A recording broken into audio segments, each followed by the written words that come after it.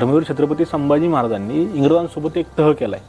त्या तहाला इंग्रजांकडनं captain Henry गेरी आणि थॉमस विल्किन्स हजर होते.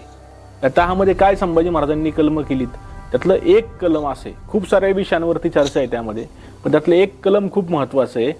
ते इंग्रजांना म्हणतात, इंग्रजांनी माझ्या प्रदेशातून माणसं खरेदी करू नयेत आणि त्यात त्यांना गुलाम किंवा ख्रिश्चन बनवू नये.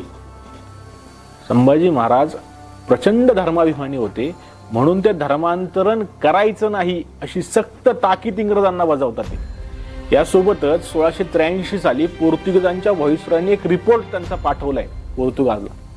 पोर्तुगीज व्हाईसरॉय काय म्हणतोय तो, की संभाजी महाराजांचं ध्येय काय तर गोव्यामध्ये पोर्तुगीजांची नामोनिशाणी आणि ख्रिस्ती लोक शिल्लक ठेवायचे नाही असं शत्रूचं म्हणणे. म्हणजे कोणाचं म्हणणे? संभाजी महाराजांचं म्हणणे. का? पोर्तुगीजांनी जो गोव्यामध्ये धर्मच्छल केला होता, हिंदूंचे जे अनन्वित छळ केले होते, त्याला विरोध म्हणून धर्मवीर छत्रपती संभाजी महाराजांचा या पोर्तुगीजांवरती, इंग्रजांवरती आणि अर्थात मुघलांवरती प्रचंड राग होता. त्यामुळं संभाजी महाराजांचं धर्मांतरण विरोधी असं स्वतःचं धोरण होतच होतं.